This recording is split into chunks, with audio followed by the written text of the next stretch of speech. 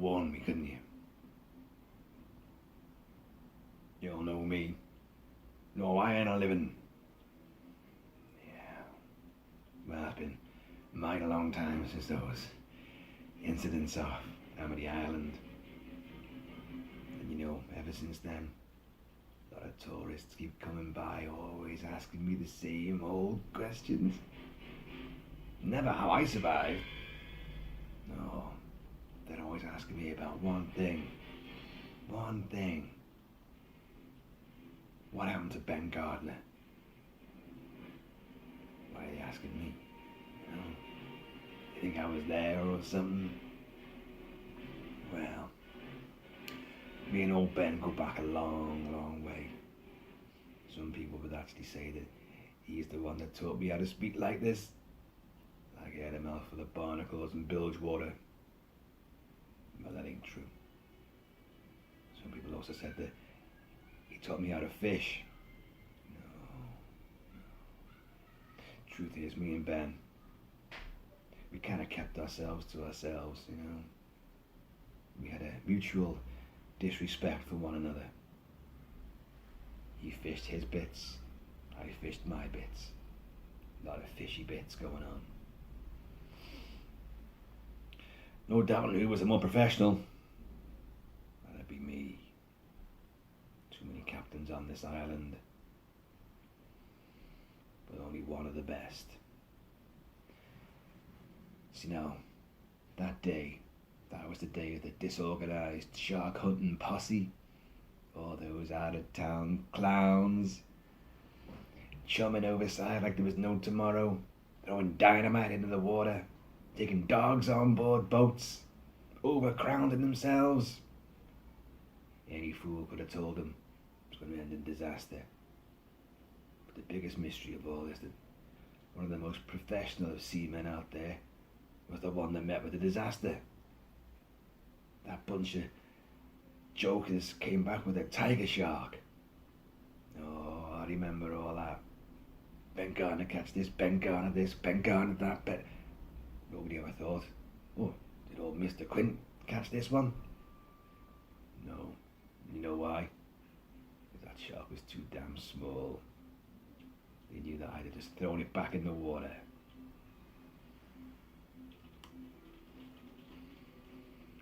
What always surprises me, old Ben had a mate on board that boat. No one ever talks about him.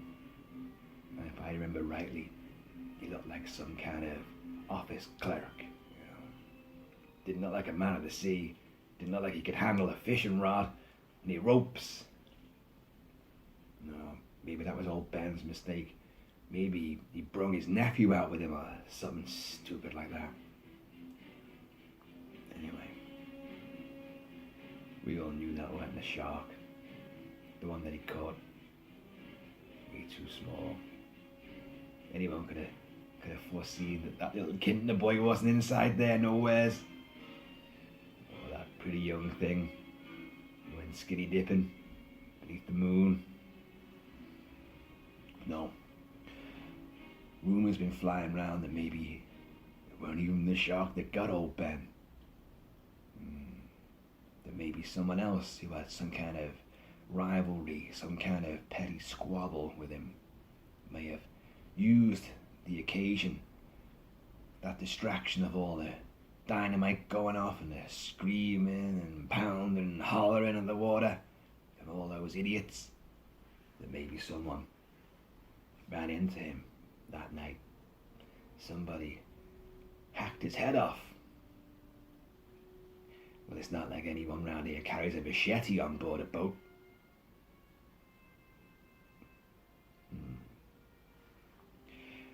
Anyone could have told him he'd need a bigger boat than that. Old Ben, he thought he could take on the 7 seas in just that little dinghy that he had. You know, but then again, what actually happened to him out there? What did the shark do? How did the shark manage to put a hole in the hull and take away Ben's body, leaving the head behind? How did it take out an eyeball? No, this just don't make sense. Just don't add up. something definitely fishy about this story. But yeah, I had nothing to do with it. So, question remains, why did old Ben stay out there that night? Because he's got a lovely wife back home. I know, because ever since his sad passing, I've been looking in on her. Got a whole new scar to add to my collection, because she's a biter. God rest your soul, Ben. Mr. Hooper spends all his time worrying about the tooth that he lost. A tooth the size of a shot glass. Which reminds me.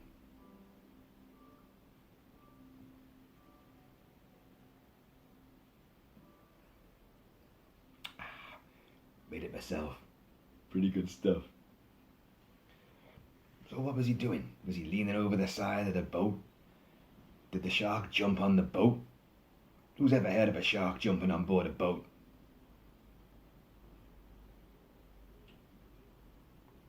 And what did happen to his mate on board? Where's that body? No one ever seems to mention him, that he went missing, you know? No one ever talks about that. I've always said I was work alone when I go to sea, and the mate, the master, the captain. It might be your party or charter, but it's my boat. So why did he take that guy out there? Maybe that was the bad luck. Maybe that was the murderer. You see, I've got a little guy who follows me around as well. He's right here. Carries my chum buckets, my rods, and my tackle. I've told you before to keep your hands off my tackle. He has got warm hands though. But yeah, everyone just wants to know what really happened to Ben. And the finger keeps pointing at me. Oh, Quint. I can be a bit of a rogue sometimes. But both me and Ben were very, very colourful characters on Amity Island. Yeah, the lady folk know all about that. But yeah, Mr. Hooper, young Mr. Hooper, and Brody, Chiefy, arguing with the mayor over the tooth. They're not even discussing what happened to the poor guy whose boat it was. I know they towed it in. Brody always talks about, you should have seen him. Yeah, there wasn't a whole lot left. But I just never known a shark act like that before. To do that to somebody, you know, they never leave the head. So, Mr. Hooper's digging around, getting that big tooth out of there. And all of a sudden,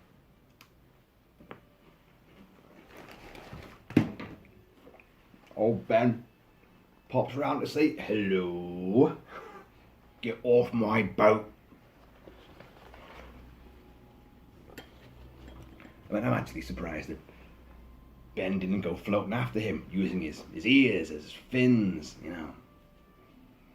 Always was a strange old soak. But he's gone now. His swimming days with bow-legged women are definitely long, long gone.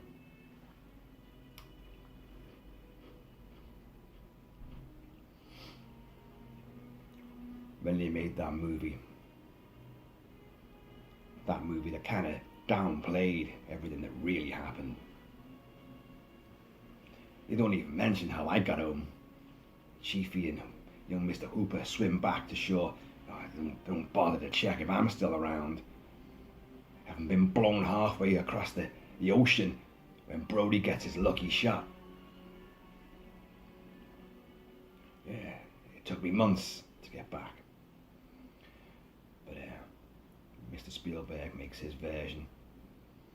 First of all, they have the Ben Gardner's boat, and Hooper's meant to stick his head inside the hole, and he's going to see the crunched up body of old Ben in the corner in the shadows, looming out at him. But those audiences didn't seem to like that. They were unmoved. So young Mr. Spielberg decamps and goes away from Martha's Vineyard, goes off to Verna Fields' house. Verna Fields is the editor of that big old movie. And she's got a swimming pool,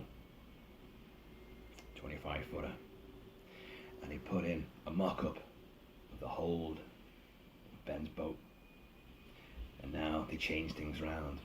We won't just use the full body crunched up in the corner, we'll just use the head. And we're going to have it spring out like a jack-in-the-box. And it worked. Oh, the test audience screaming, hounding and hollering. That's a landlubber's term. Popcorn everywhere. Took the roof off the place. That worked. That wasn't so much a test screening as a test screaming. Oh. History was made. So, I just wanted to dispel all those rumours that maybe I had something to do with Ben's passing. You know, you're not going to target me and put a dorsal fin on my back and say that I'm some kind of aquatic murderer. But old Ben, last words he ever said, when we get those silly bastards out there in that rock pond, there'll be some fun, I can tell you. They'll wish their fathers had never met their mothers. Well, he went out as he lived, waterlogged and stinking of fish. And that's a good epitaph for any man.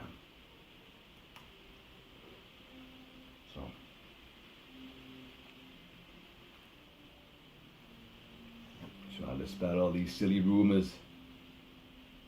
I just fish. That's all I do.